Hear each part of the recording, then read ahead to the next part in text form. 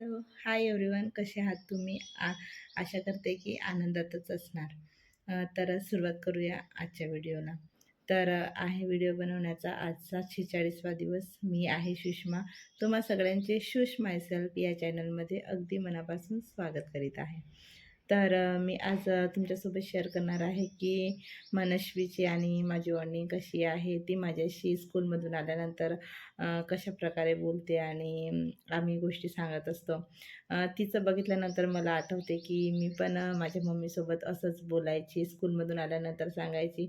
हे कशी साखळी चालतच राहते असं मला तरी वाटते. माझ्या मम्मीसोबतची माझी बॉन्डिंग खरंच मम्मीपेक्षा ही मैत्रिणीसारखी आहे असं मला वाटते. मी माझ्या मम्मीसोबत ना स्कूलमधून आल्यानंतर असंच बोलायची, सांगायची की असं झालं स्कूलमध्ये, तसं झालं आणि असं बोलायचं आम्ही.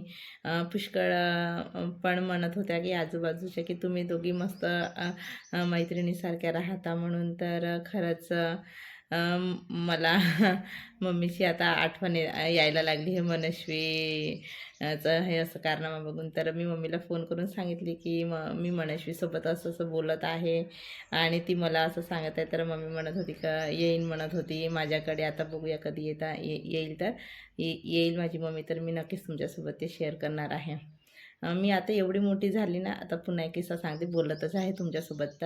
तर मी आत्ताही एवढ्या मोठी झाली, 2 लेकरांची आई झाली आहे, तरी पण मी घरी गेल्यानंतर, मम्मीकडे गेल्यानंतर छान केसांना चंपी करून मागते, तेल लावून मागते, केस विंचरून मागते. तर मला आवडते मम्मीकडून करायला काही, किंवा मी मम्मीला सांगते की मला असं बनवायला पाहिजे, बनवून दे, ते बनवून दे.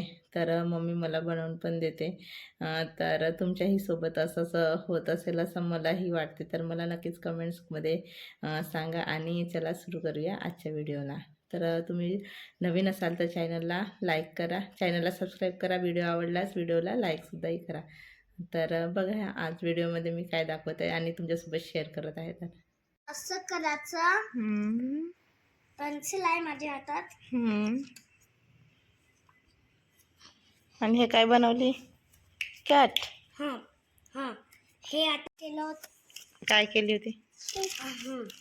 हाय हाय तर आधीपासून केलं होतं मी हे आधी.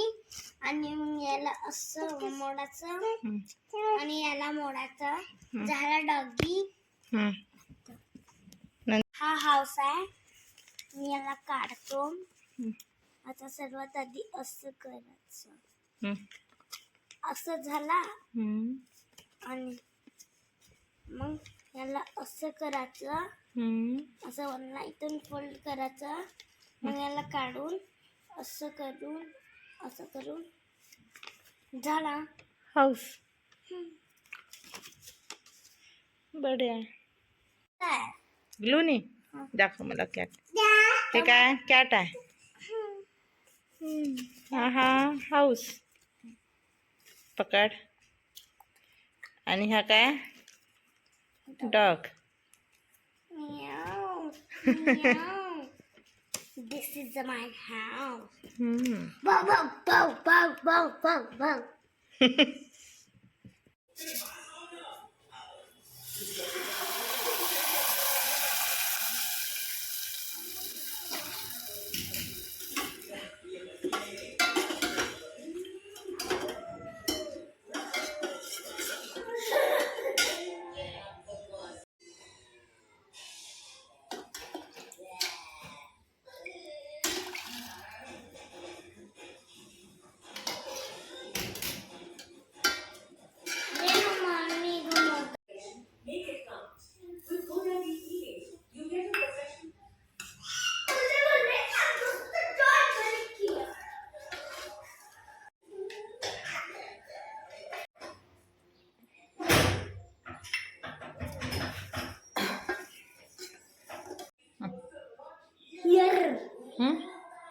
चल व्हिडिओ बंद कर तू आधी. चल. चल इथपर्यंत जर तुम्ही माझा व्हिडिओ बघत आल्या असल्यास नक्कीच माझ्या व्हिडिओला लाईक करा, चॅनलला सबस्क्राईब करायला विसरू नका. आणि तुम्ही व्हिडिओमध्ये बघितलंच असेल की मनस्वीला जास्त व्हिडिओ वगैरे काढायला काही आवडत नाही. माहीत नाही, ती आधीपासूनच लहान होती ना तेव्हापासूनच तिला व्हिडिओ नाही, फोटो काढायला आवडत नाही जास्त. ती नाही नाही असं करत असते. तिला एखाद्या झाडा म्हणजे आता आपण कुठं फिरायला वगैरे जातो किंवा प्रोग्राममध्ये वगैरे जातो तर आपल्याला वाटते ना की काही फोटो असायला पाहिजे म्हणून, पण ती काढतच नाही, तिला आवडतच नाही. माहीत नाही, तिचं नेहमीचंच आहे. हां, वाटल्यास तर आमचा हा दादू आहे छोटा, तो बरोबर येऊन उभा राहील, बोलेल. आणि मनस्वीची एक गोष्ट आहे की ते फोनवर सुद्धा बोलत नाही. जर आमने-सामने असलं प्रत्यक्षामध्ये तर ती बोलेल, पण फोनवर बोल बोल म्हटलं तरी पण ती काही बोलत नाही. तर तिचं हे आहे. तुमच्याही घरी असं आहे का मुलगा किंवा मुलगी की जे बोलत नाही? ते मला नक्कीच कमेंट्स करून सांगा. आणखी सांगायचं झाल्यास तर पुष्कळ काही गोष्टी आहेत जे की मुलीमध्ये आणि आपल्या आईमध्ये असते. खूप साऱ्या गोष्टी सांगतात. कधी चांगल्यासाठी सांगतात, पण आपल्याला कसं वाटते, नाही राग येतो असं असते.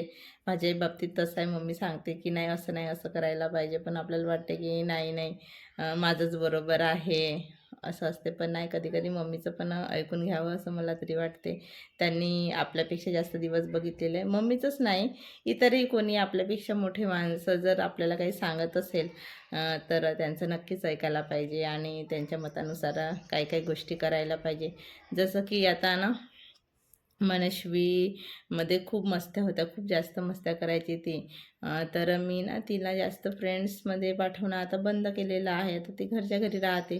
तर दादांसोबत पण आता ती जास्त खेळायला लागली आहे आणि तिचं बोलणं वगैरे ना कमी झालेलं आहे. तर ही एक गोष्ट आहे की आपण घरी कसं वागतो आणि कसं बोलतो ते नक्कीच मुलांवर प्रभाव पडते, असं मला तरी वाटते. तर त्यांच्यासमोर ना अगदी नम्रतेनं बोलायला पाहिजे. जास्त ओरडून किंवा रागवून किंवा तुला मारतो, तुला मारतो असं नाही शब्द वापरायला पाहिजे. जसं आपण करू ना तसंच ते. जसं की मी मनस्वीला खूप मारते. तिने काही केलं आणि तिच्या हाताने पडतच राहते किंवा काही होतच राहते. तर तिने पाडलं एखादी वस्तू तर मी तिला मारते. तर मी तिला मारते म्हणून ती दादाला मारते, की नाही मारल्याने सर्व ठीक होते असं तिचं मत आहे. तर माझी मम्मी सांगत होती की तू तिला मारत नको जाऊ, तिला मारते म्हणून ती चिडचिडी झाली आहे आणि ती त्याच्यामुळे ते त्याला मारते छोट्याला. तर तू मारू नको मनस्वीला, त्याच्यामुळेच ते कमी होईल ना.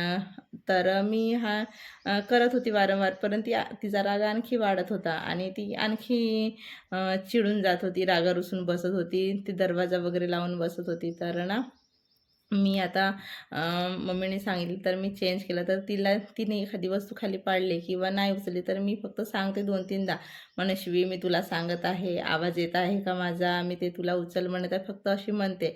तर ती थोड्या वेळासाठी इग्नोर करते, पण नंतर काही वेळाने ती वस्तू उचलून ठेवते. तर आता माझं मारणं पण तिला कमी झालं आहे, तर त्याच्यामुळे ना ते दादासोबत पण आता व्यवस्थित वागायला लागली आहे, बोलायला लागली आहे. तसेच ना त्याला पण आता मारणं ना थोडंसं कमी केलेलं आहे. तर अशा काही गोष्टी असतात. असे याचप्रमाणेच काही भरपूर गोष्टी असतात जे की आपले मोठे सांगतात, आपले मम्मी-पप्पा सांगतात, तर ते ऐकायला पाहिजे आणि आपल्यामध्ये इम्प्रूव्हमेंट करायला पाहिजे. नक्कीच आपलं बघूनच आपले मुलं शिकत असतात, बोलत असतात आणि करत असतात. तर आज मला तुमच्यासोबत हे शेअर करायचं होतं. तर व्हिडिओ आवडल्यास नक्कीच माझ्या व्हिडिओला लाईक करा, चॅनलला सबस्क्राईब करा. भेटूया पुन्हा अशाच एका नवीन ब्लॉगमध्ये. तोपर्यंत बाय.